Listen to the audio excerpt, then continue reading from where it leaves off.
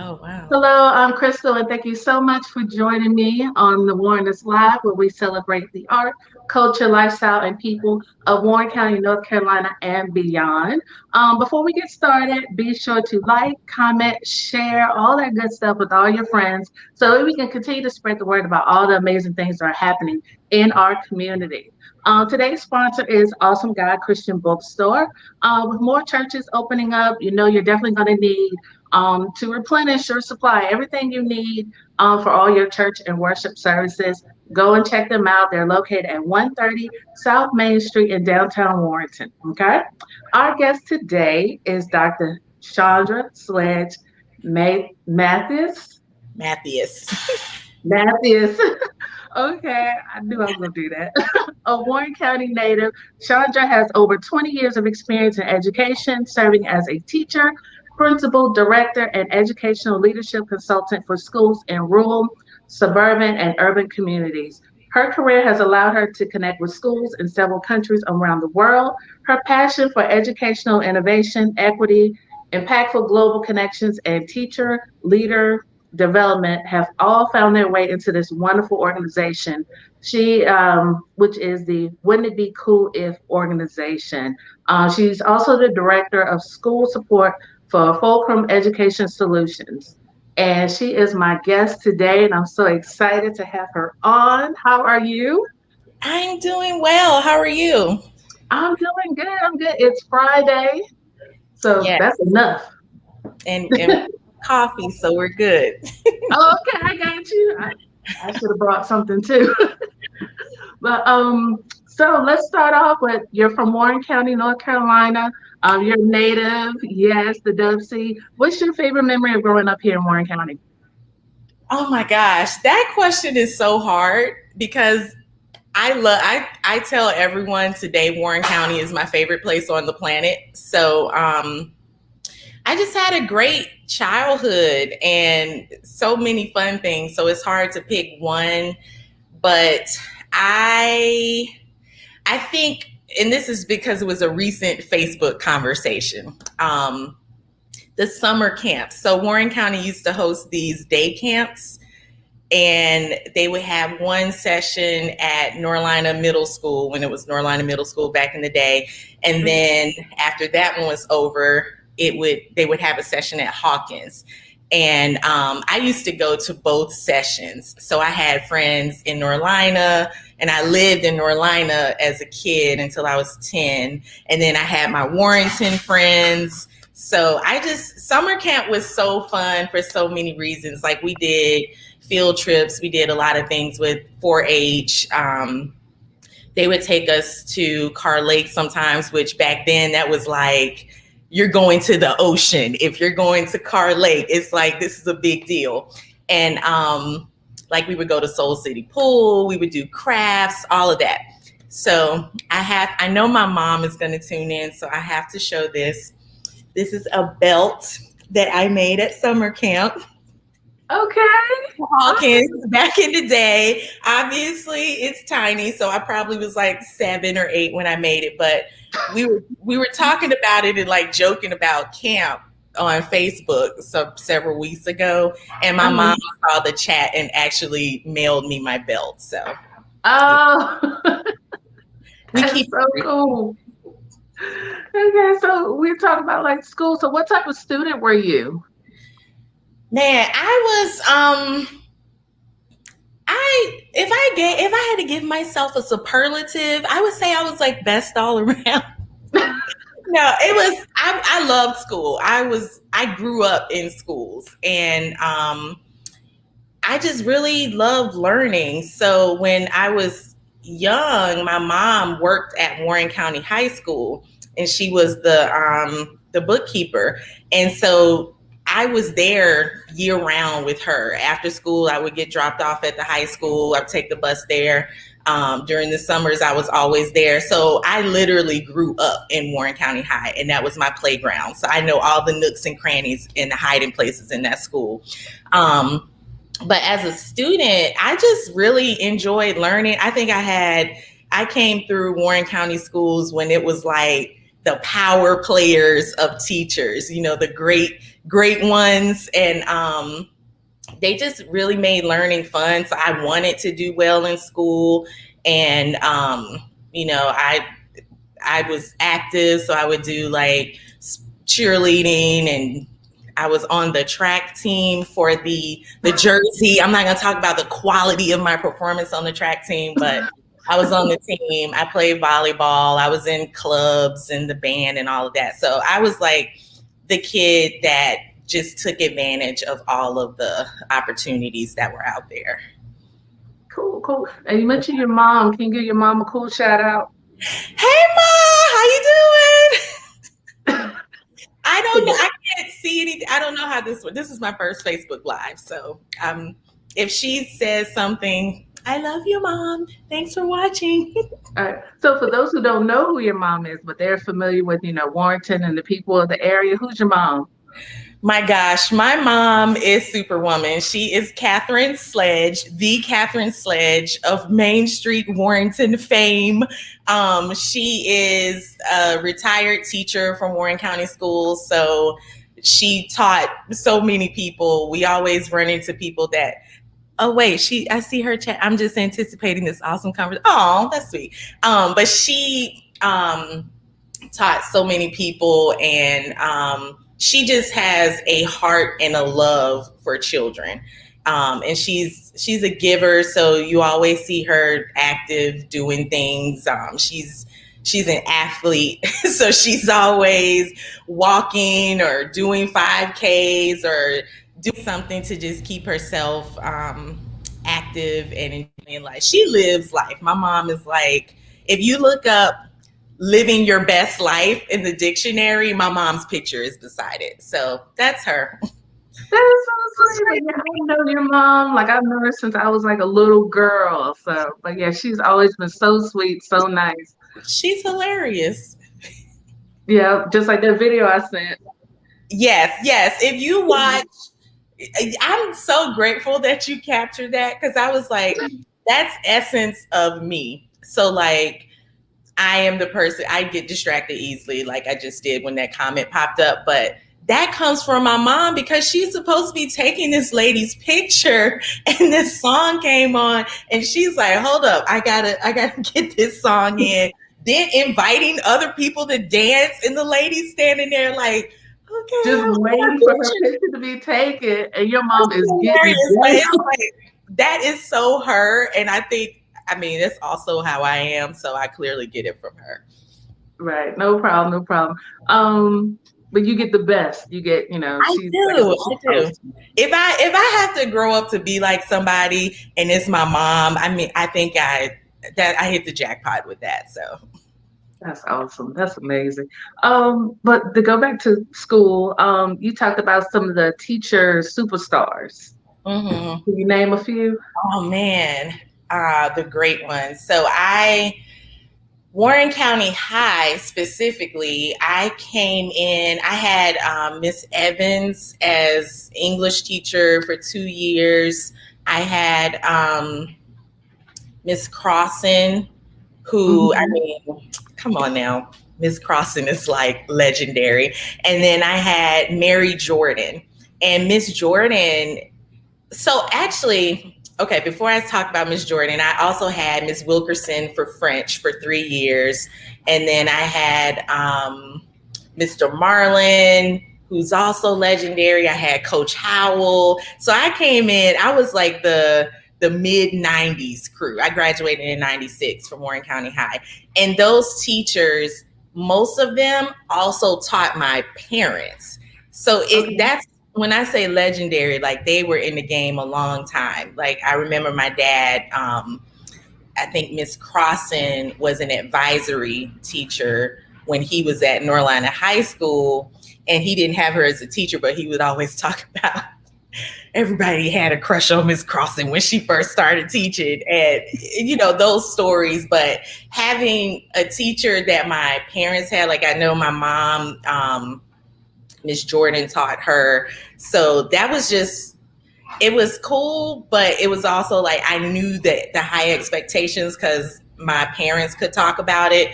and they just were solid. So that was the crew that really influenced me to be a teacher, because I just enjoyed my experience so much in school. And I was like, I feel like everybody should have that kind of experience in school. Right. And I had a couple of teachers that also taught, like my mom, Mr. Goolsby, James Goolsby, and then he's like, there's these high expectations. Then there's this other element, like, I taught your mama, so you better act right. I mean, you had nothing to worry about, but still there was like, yeah, he knows my mom. Right. Yeah. So, but you mentioned, graduating what year? You said 1996. 96. Wow. The legendary class of 96. Here we go. I'm special though. My class is special. Let me tell you about the class of 96 real quick. So we were, because I was in Warren County schools my whole upbringing. So we were I was in Norlina, so I went to Northside through third grade. And at that time, when you left Northside, you went to North Warren. So I was at fourth, fifth, and sixth grade at North Warren. So my class was the last class to come through North Warren Elementary before they closed it. And then we were also the last class of Norlina and John Graham when they were seventh and eighth grade. And we were the class that got to choose the colors and the mascot for Warren County Middle. So we actually opened up Warren County Middle, and we were the first graduating eighth graders there. And then we went into Warren County High. So when you talk about the class of 96, you got to say the legendary class of 96. Okay. For this interview, I will. For this one, it's going to change. This time. Yes. But where did you go to college? I went to North Carolina Central University for undergrad. Okay. Now, was that like a family decision? Or was that where you decided to go? Or it was.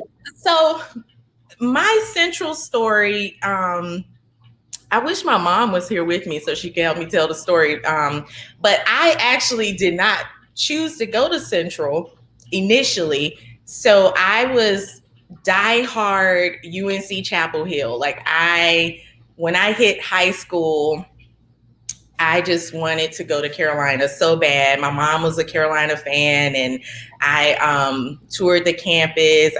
Carolina has this program called Project Uplift, and it's one of their recruitment tools for minority students who, are excelling academically. So I got the opportunity to go to Project Uplift, and when I went, the campus was just beautiful, and they really they really sell Chapel Hill. And so by the time you leave, you're like, oh my God, I'm going to Carolina. They gave me some Carolina gear. They had the basketball team in there talking to us, it was big. So my senior year, I went through the process to become a North Carolina teaching fellow. So during that time, North Carolina had a teacher shortage. The General Assembly created this program to basically grow their own teachers. So they started grooming teachers senior year in high school, students who were interested in education. And it was a really rigorous process. I went through that, got to send love to all of the Warren County educators from that era that prepped me for that interview. And I got the Teaching Fellows Scholarship, and it's basically a full ride. So for Teaching Fellows, you had to select 5 schools. And I already knew I'm going to Chapel Hill. I did early application process. I got in, met my roommate, like all of this stuff. And Teaching Fellows is like, you have to select 5 schools. So I also applied to North Carolina Central University, and my mom was going back to school during that time. So she was actually a student at Central. So I had been on campus and all of that. And I applied to NC State, UNCG, and A&T. So got into all the schools.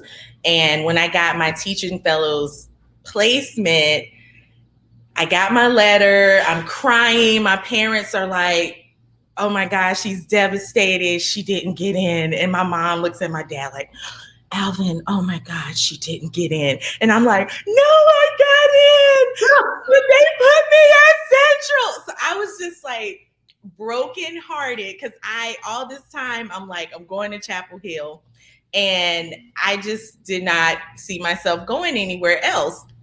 So in April of my senior year, we had our teaching fellows orientation at Central's campus, and it was really nice. I was scared, because then I had to like shift my whole mindset about college. And I met my roommate. So we got to choose our roommates. And my roommate was Elaine McSween, who's Elaine McCoy now. She's one of my good friends. She's like a sister. We're still very close.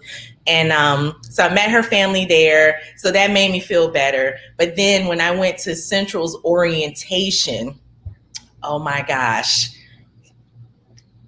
it was everything. So my parents always said, like, the child that they dropped off to education is completely, not to education, to orientation is completely different than the child they picked up from orientation, because I just fell in love with Central when I went to their freshman orientation. And once I went to freshman orientation, I couldn't imagine myself at any other school. And it was just like Central just felt like home. Before orientation, I was like, well, I might transfer my sophomore year.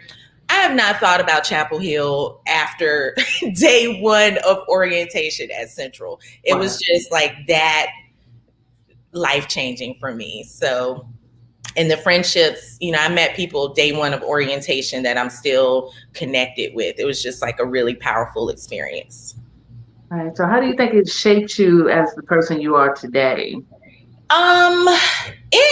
Central's an HBCU, so going from Warrenton to Durham, it's only an hour's drive, but being on an HBCU campus, it's like I had like one experience of Blackness, and then going on this campus, and it's like your eyes are open to the world. So, I learned about history that I never learned about in school, in K through 12. I learned about different cultures. I'm in the honors dorm with people from all over the world, and it just really shaped my global perspective. But then it also just I love like meeting different people, and I'm a connector. So I love like learning about different people's experiences and lifestyles and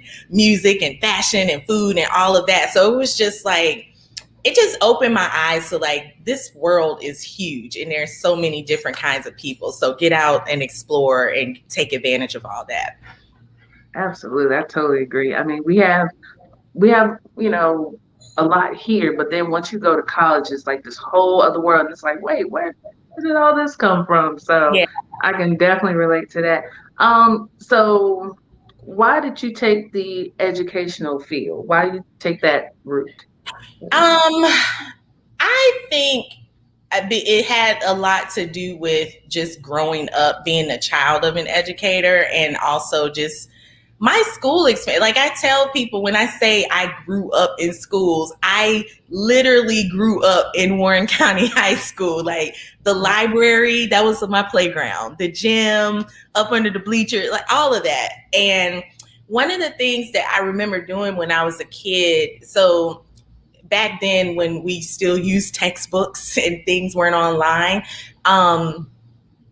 textbook companies would send teacher editions to schools, and they're trying to get teachers to buy the textbooks. So they would send like all of these sample teacher editions, student books, supplemental materials, all of that. And whatever the teachers didn't buy, they just threw it in. Warren County High has this vault, and they used to just throw stuff in the vault. So I probably wasn't supposed to be in there, but that was like, it was fun for me. So I would go in and I would look at the textbooks, and the ones they didn't order, I would actually bring them home and read them. And then I would teach my middle sister, Kasha.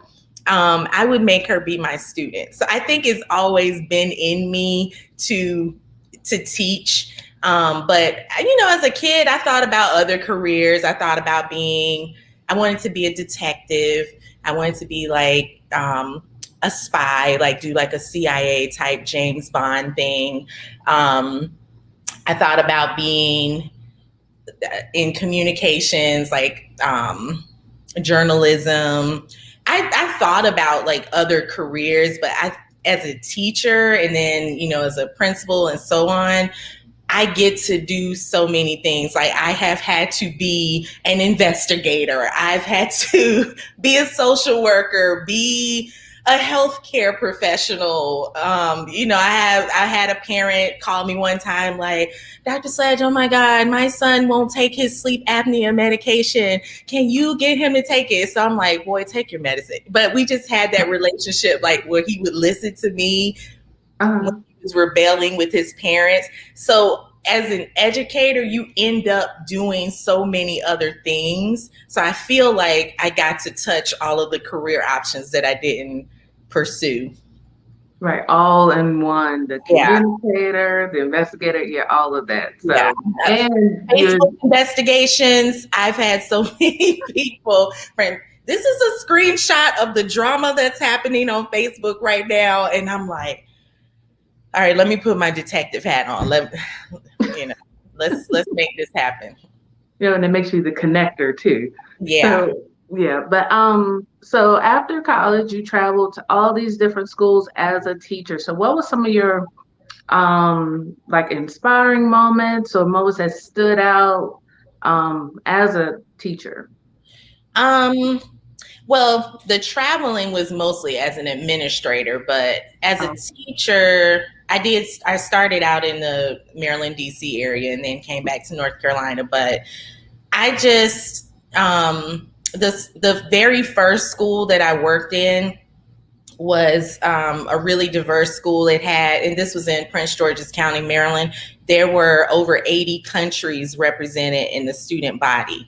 And so it was just so cool to have that diverse community coming together, and students were like learning from each other. They just had a comfort level with folks who were not like them, and they were comfortable just like connecting with others. It was also a performing arts magnet school. So that was the other thing, like students were just putting themselves out there and trying to find out like what their talents were. And that was really encouraging to see. Like, I love that. And then when I came back to North Carolina as a teacher, I taught in Wake County at Garner High School. And those students, though I say I grew up at Garner as a teacher, because I was not much older than my students when I was there. And that was just a great community. Garner is a really great community, period. It's fun. It has like a huge culture where they celebrate each other and these strong traditions. So that was like, when I think about Garner, I think about like the all-American high school, like what you might see on a movie or something. Okay. And then I came to Chicago, and it was like massive culture shock because I had worked in schools that were diverse up until that time. And then the first school that I worked in Chicago, on Chicago's west side, I went through like half of the day and I was like, everybody's Black. I have not seen anyone. And then it was like, oh, wait a minute. The schools here are kind of segregated. So that was different for me because I wasn't used to working in schools that were still largely segregated. So coming to Chicago was like a big culture shock, and just, learning the dynamics of the city, the dynamics of the different neighborhoods, and also seeing the inequities in, what schools had access to depending on what neighborhood they were in. So how your zip code can really determine what you can and cannot access, which I don't like that part. So that's part I'm trying to change. Right. But before you went to Chicago, was that when did you serve as the principal of Warren New Tech? That was I came to New Tech in 2014. Okay. Yeah, so that was in between. I've been several places. New Tech is somewhere in between Chicago Part A, Chicago Part B. But Okay.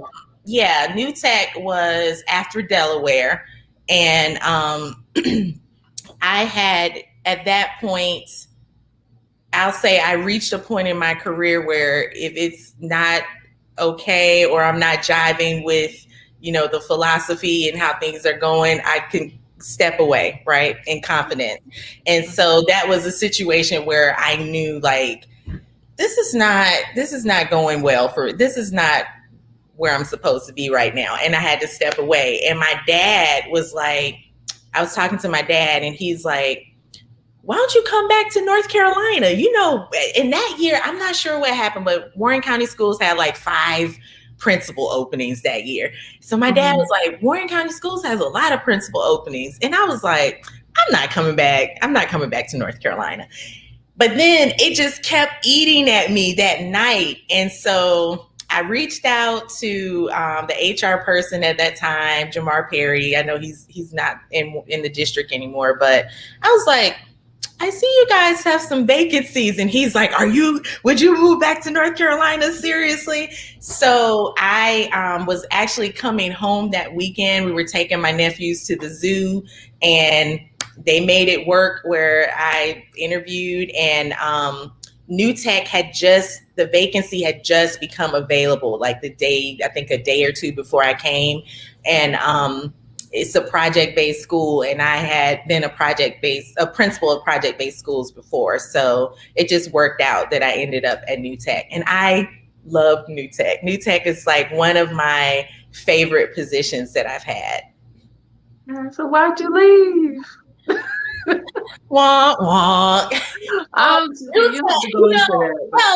Warren County, I would say Warren County for me has actually opened a lot of doors. So I don't like when people say, oh, I'm from a small town and like limit themselves, because that's not a deficit. Being from a small town is not like a bad thing. Right. So in Warren County, even though it's a small town, every place has its issues. I know it's not perfect. Nowhere is perfect, but there is a lot of progressive thinking in Warren County. So some of the things that were being tried in the district during that time, I know Warren County at that time, and that was when Dr. Spain was superintendent, there was a global education strategic priority and, trying the different school models. So New Tech for me allowed me to connect with other project-based learning schools. And New Tech was actually pretty well known in the world of project-based learning. So even though it was a small school in a small town, folks knew about Warren New Tech. And so a school that was opening in Memphis actually reached out to me because I was a project-based learning principal in a small school, similar to what they were trying to open. And that's actually how they found me. So so I had to, I'm one of those people, if it's a great opportunity, I got to try. Right. I got to, why not? No hard feelings. We get it. I love Warren County. I rep hard. I try to give back. So yeah. We know you do. We know.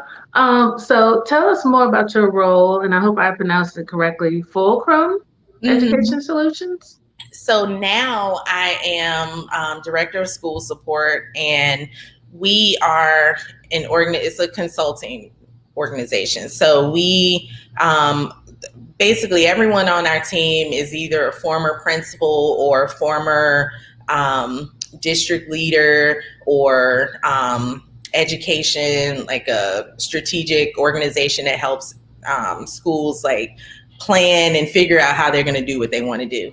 So our focus is helping schools increase their instructional leadership capacity. So we coach principals. So I am coaching 11 principals right now.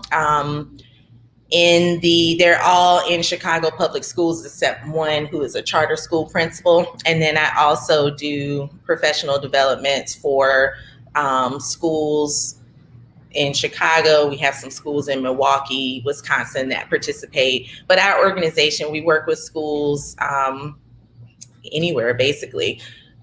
Yeah. So we tailor the work to whatever the school needs. So some of my principals that I'm working with are like I have a principal who struggles with pulling the trigger or making a decision and, wants to get input from everybody, which is great. But at a certain point, you got to make a decision. And I have principals that struggle with difficult conversations, and they will call me and say, hey, Chandra, this is a situation.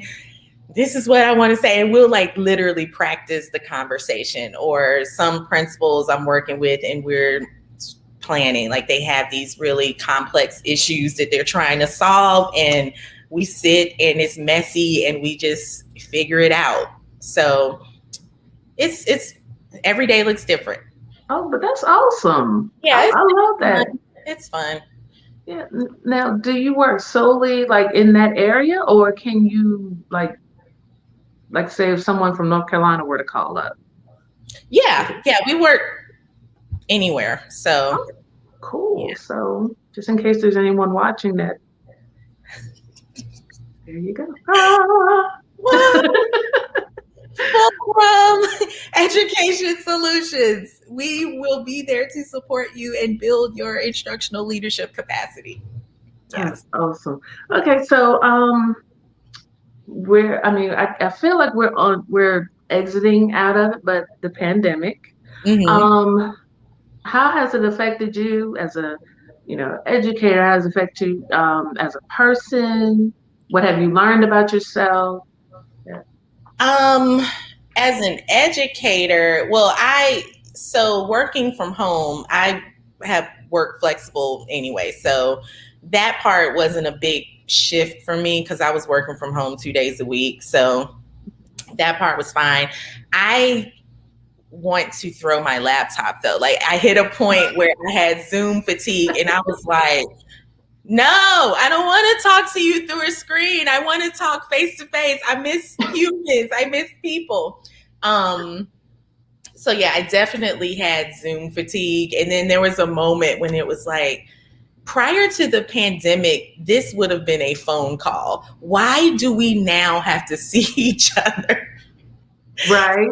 Yeah, the whole dynamic has changed, but it's one of those things that it's like you adjust and you keep it moving. But what I learned, because I'm supporting principals through the pandemic, that has been interesting because no one knew what they were doing. And I'm not talking about my 11 principals. I'm talking about nationwide. Like we were all trying to figure this thing out. So we were building the plane while we were flying it. And being a principal can be a lonely job anyway, because you're the only person in your building with your job. You're the point person that everyone is coming to for information. And you got students, parents, faculty, you got your district folks, your community part, all of that. Like you're the person that everybody's like, what do we do? What's the answer? What's our move? And so for them, they were receiving the information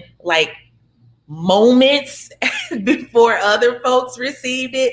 They didn't have time to really process it. They didn't know all the answers. So just helping them lead through that was challenging. And then for me, I'm a very relation-driven person. So in my work, I always work from the place of respecting the humanity first. Like, regardless of what your job is, you're a person first. So I would always just open up like, how are you doing? Because you're doing all of these things, but you're doing it through a pandemic. And you're also doing it during a highly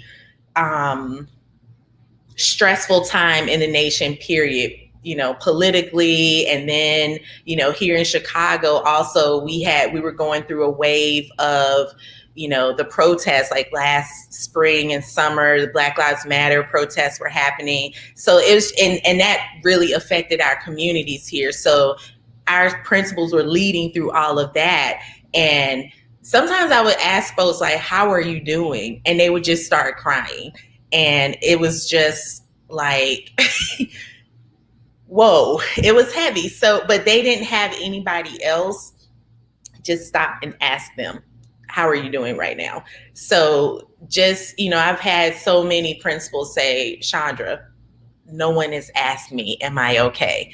And, some of them had COVID and some had family to pass or students to pass or, people in their school community. So it was just a lot. It was just unprecedented stress. And I learned about myself that I can be an empath because I'm sitting, listening, taking this in all day. And then I started to feel like, oh God, I started feeling heavy. So my husband would be like, Sean, go take a walk. Like, let's go outside, get some fresh air. So I just had to like step away from the laptop and disconnect from all of that, myself, because I tell my principals all the time, you can't pour from an empty cup, take care of yourself. But I also had to like tell myself, like, you can't internalize all of this that you're hearing, it's a lot. And I'm grateful that I can be that person for people, but at the same time, like, I can't take all of that in either. So.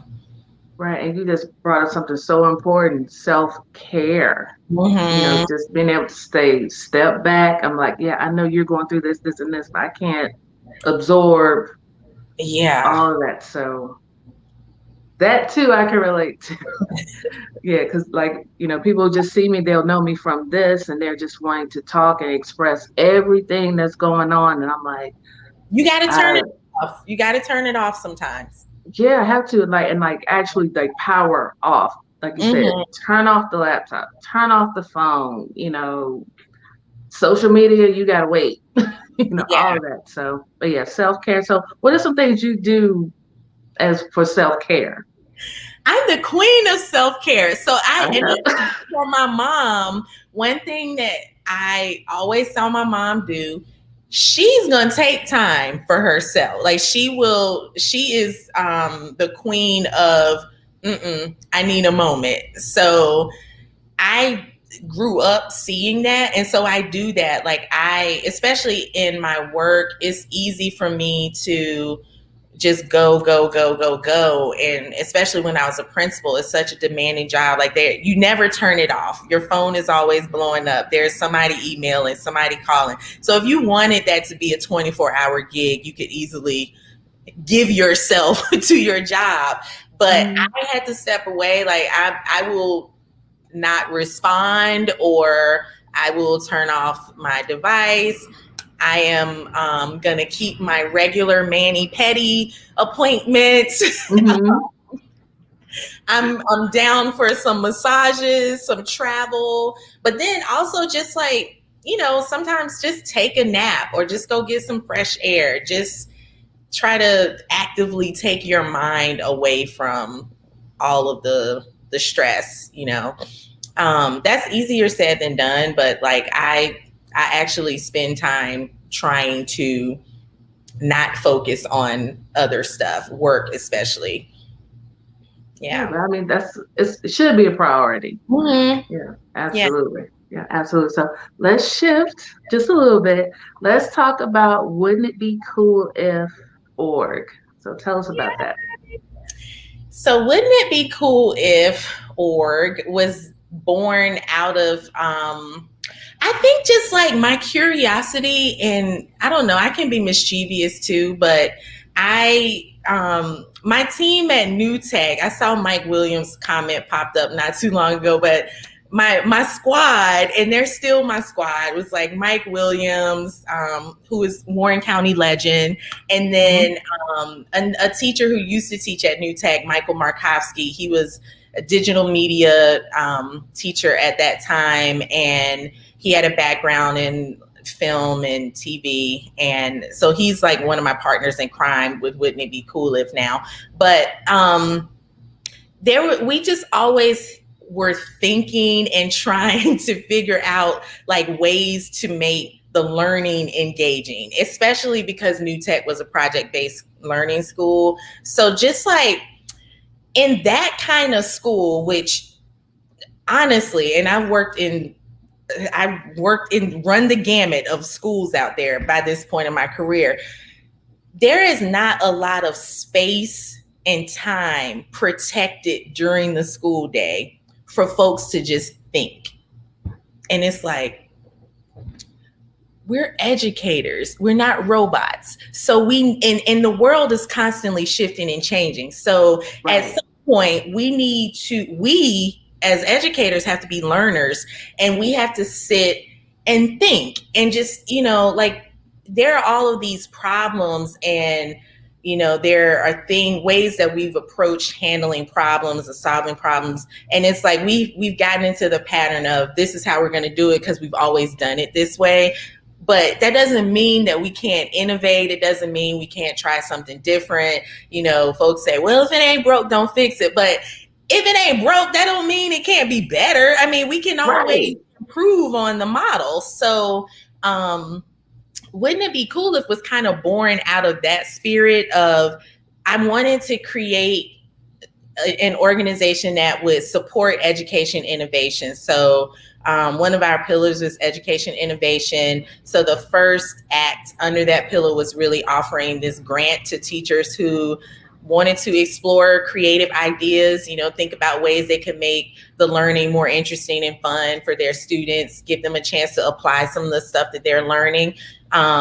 So I offered the first grant to Warren County schools, and that's a commitment that I've made yearly. So let me pause for a quick plug. The next grant cycle will open up July 1st. The application will be available. So if you're a teacher in Warren County schools, look for that grant opportunity because it'll be offered the beginning of next school year.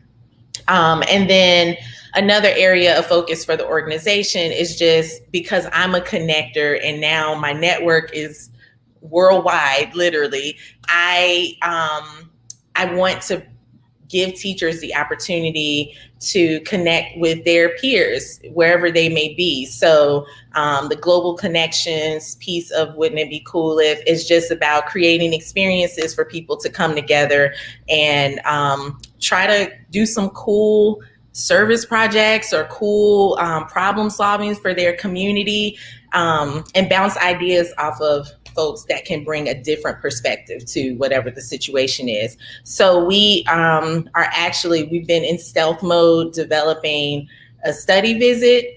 So the first one will actually launch in summer of 2022. And the first trip will be to a school that we have a partnership with in Jamaica. So we're going to take a group of educators there, and we'll put that information out in the fall/winter so that we can have time for the two groups of educators to figure out what this problem is that they're going to work together on. So look for information about that. That was actually something that would have been launched this summer, but pandemic said, you're not going anywhere right now. So that'll be launched next summer. But it's currently in development. And then the last piece of the puzzle is just making space for just connecting. So the podcast falls under that umbrella.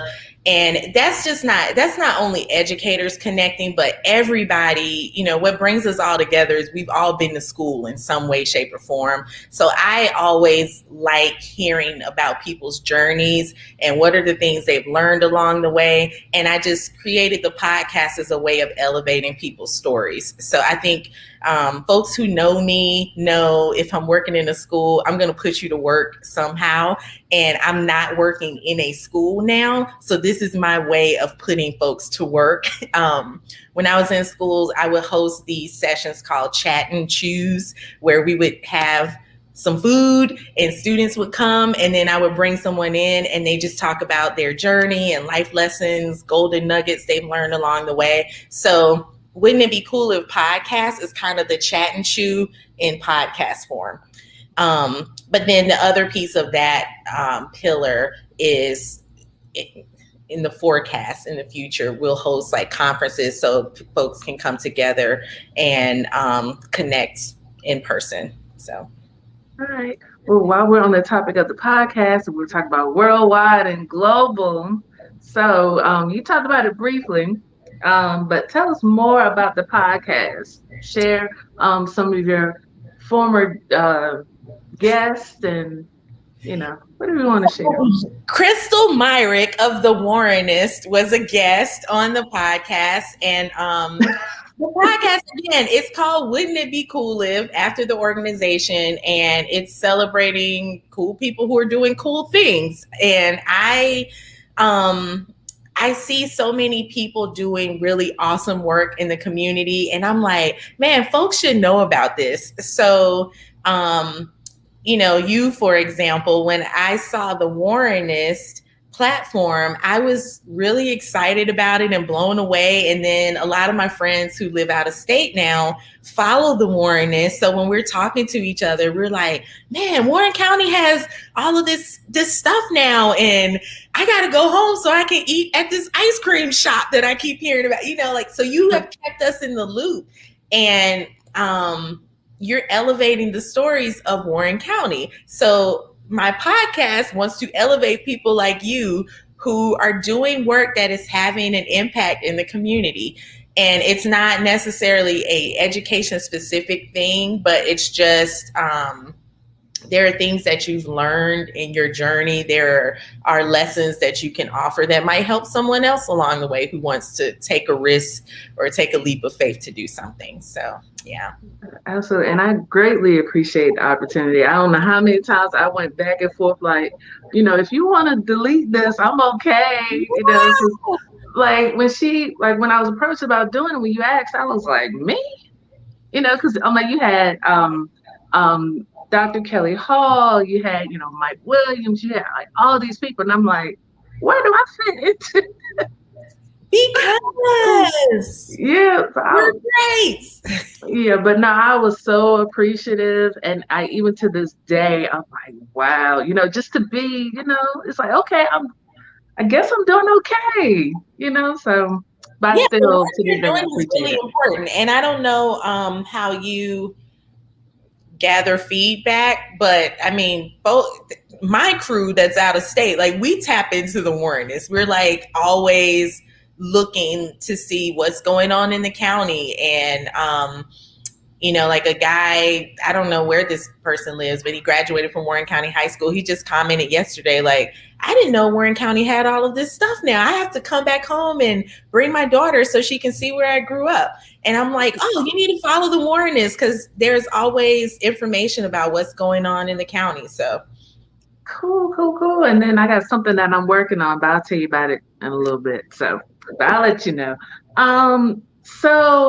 And I guess we already kind of touched on it too. Why did you start the podcast? But that was like really in you just as a communicator and just sharing stories and connecting people, letting you know about all the wonderful things that are happening. So yeah, and I've had the idea for a while, and I just didn't have time to invest in it. But now that my time looks different, I've had the time to invest in getting Wouldn't It Be Cool If off the ground. So yeah, but I love the podcast. Like I said, I was listening from day one. I was like, oh, okay, yeah. And I was just putting all the people together. I'm like, yeah, I'm gonna check this out. And so I've been listening, subscriber since day one. So I really appreciate what you do as well. But time to get a little personal. Oh gosh. Okay, so you're married. Yes. So tell us about your husband. How did you meet? I like this stuff. He just left. So you might have heard him. I texted him. I was like, can you put some food down for the dog so he won't start barking in the middle? So he like snuck over, put some food down, and then just left out. But Mr. Mathias is my husband, and we don't have time to talk about how we met because that's a long story. But long story short, and I have to thank Warren County Schools again for how I met my husband because it was through the school district. That's why I said Warren County has opened up a lot of doors for me. Mike Williams, who Warren County legend. Mike is like one of my closest friends, and he's like my big brother. And he, at the time, I was principal of New Tech, and Mike was teacher at New Tech. So Mike, if you are, you need to have Mike on the Warrenist. Mike is. I agree. Yeah, Mike, I'm putting this plug out there. I put it in the atmosphere. Mike Williams on the Warrenist. But Mike, hey Mike. Mike has done like several really cool projects, both in his personal life and for when he was a teacher at New Tech.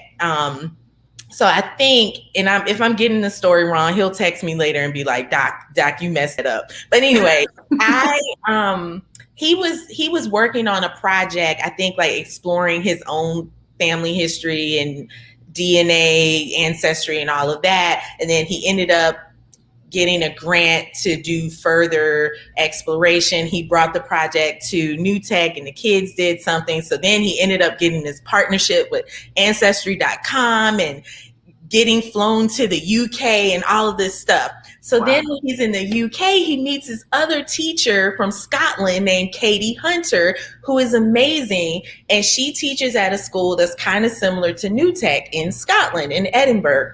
So Katie teaches an elective. She's a history teacher, but she teaches an elective about the American Civil War in Southern United States.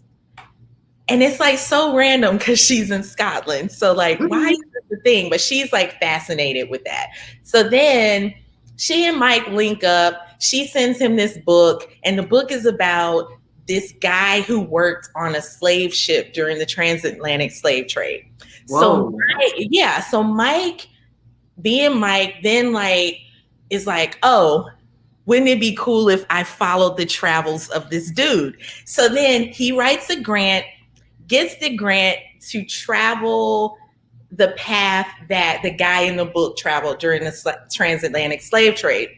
So then Michael Markovsky, my other partner in crime, was digital media teacher at that time. He has a background in film and television. So then they put their heads together like, oh my God, you know what? We should film a documentary while we're doing this trip. So then that's how Markovsky got involved.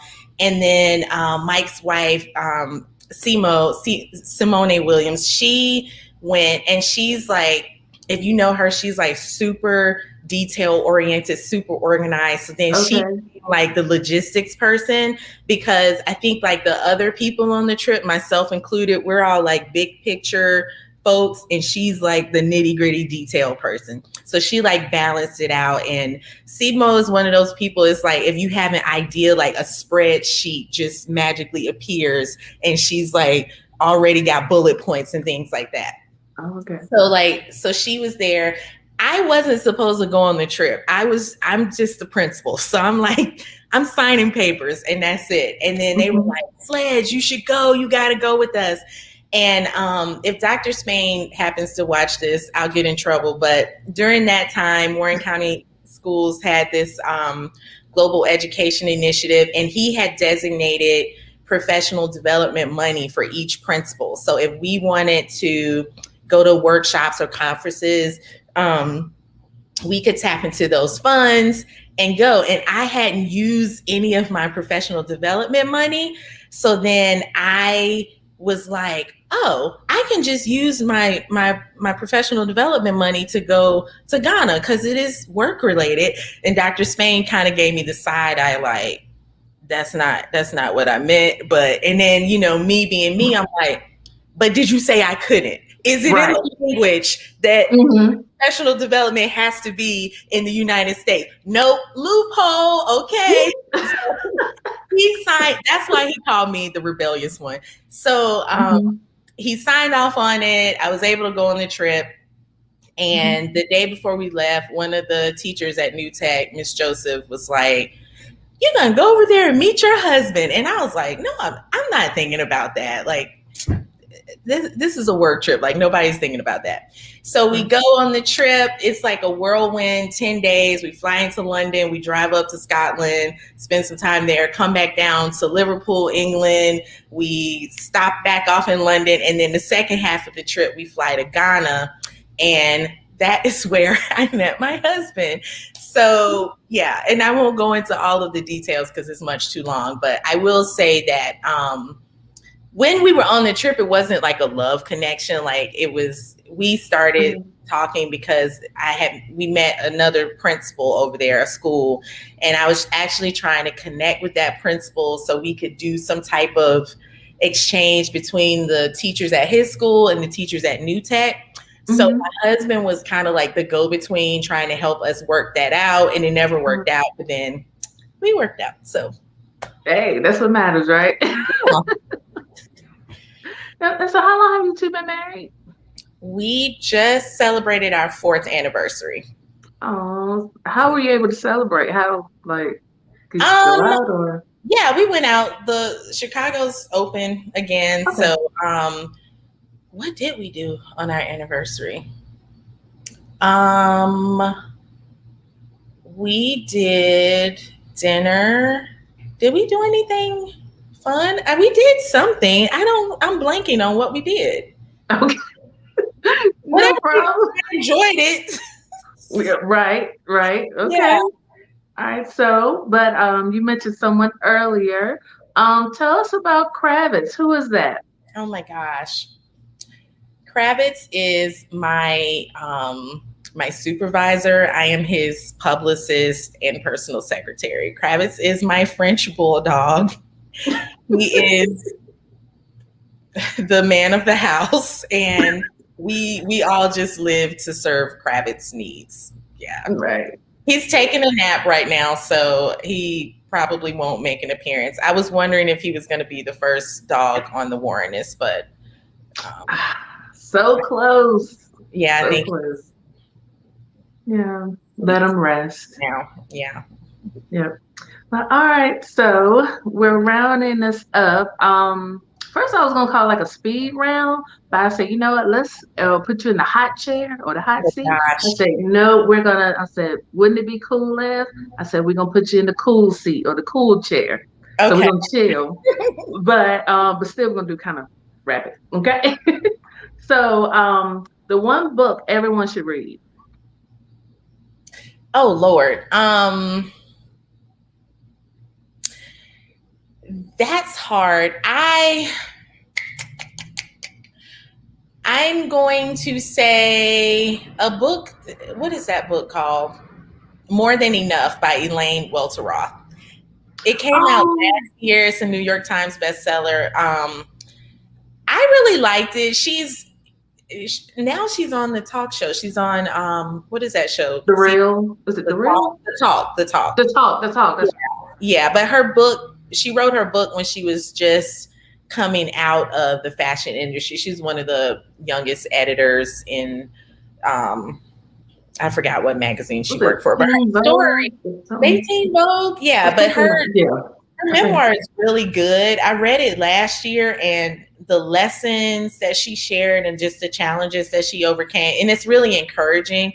So basically it's called More Than Enough, and it's basically saying, like, regardless of what naysayers may say or discouragement or challenges or fears, you have within you more than enough to achieve what you set out to achieve. So I actually gave mine to someone right after I read it. It was so great, and someone I knew was going through a tough time, and I gifted it to that person, and they read it and were like, man, that was really good. So I think that's a really good one.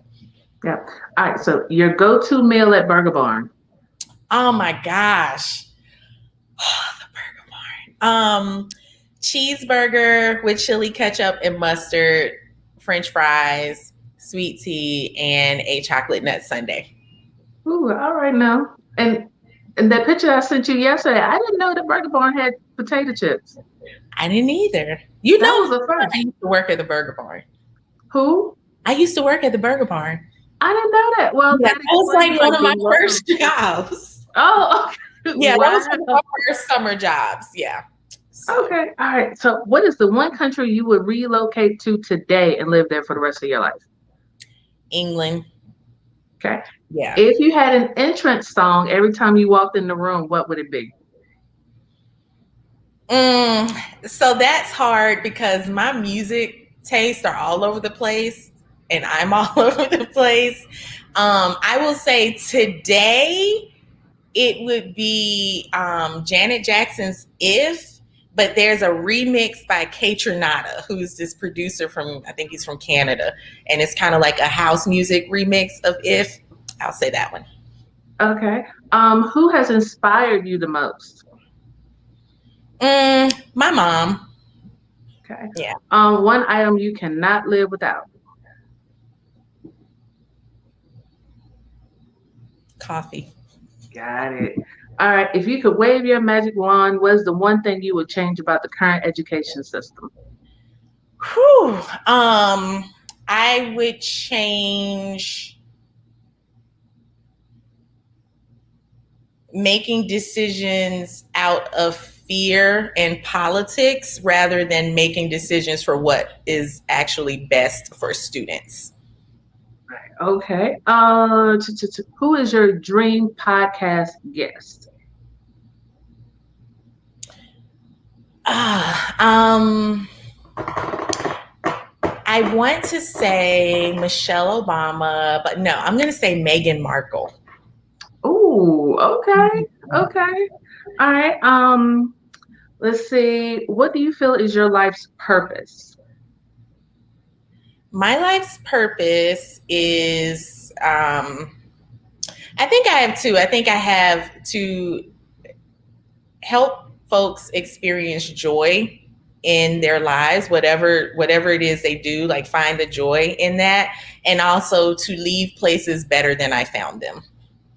Awesome. All right. So fill in the blank. Wouldn't it be cool if? Wouldn't Which is it? what you do. Yeah. I know. I was like, she gonna put my own question on me. I sure did.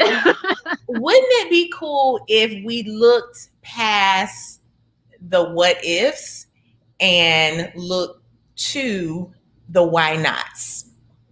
Ooh, that's a good Like, one. I think we get trapped in the what if so much, and behind the what if is fear, right? So whatever it is you do, you know, there's always, well, what if this happens, or what if I fail, or what if I look stupid, or what if it doesn't work out? So I'm encouraging folks, wouldn't it be cool if we look past the what ifs to the why nots? Like, why not do fill in the blank? Right. That's what's up. All right. So if people want to learn more about you, your organization, your podcast, where do they go? I am, let's see. I have to look this up so I won't say the wrong thing. On Instagram, I am Chandra Sledge Mathias. And on Facebook, my public Facebook is Chandra Sledge Mathias. And then on Instagram for Wouldn't It Be Cool If, I'm Wouldn't It Be Cool If org. And that's on Facebook and Instagram. All right. And I don't want to mess it up. No, sorry. And I believe I have all the links in the description just to make sure. I believe I have all of them. But if not, I'll definitely go back and update it. So, but thank you so much. What I call you, Chandra. What do I call you? Chandra, yeah. No, Chandra. Yeah. All right, but thank you so much. Rarely call me doctor. They only the folks that don't know me do that. So. I mean, you worked hard for that, so I mean, you earned it. Work hard for it. My mom will call me that. Oh, okay. All right. So, but thank you so much for joining me on the Warrenist Live. Thank you, everyone, for tuning in. Again, special thanks to our sponsor, Awesome God Christian Bookstore, Mrs. Williams. I'm pretty sure you know who she is. Yeah, she was my first teacher. I love her. Yeah, when I told her that I was interviewing you, she was like, "Oh, I know," and she was sharing all these stories, positive ones, of course. But Oh, great stories. So thank you all so much for joining me. Follow us on the Warrenist on Facebook, Instagram, YouTube, LinkedIn, Twitter. I'm just about everywhere. And thank you all so much for joining. Have a wonderful weekend. Be safe. And I will see you all soon. All right. Thank you. Thank you. Bye. Bye.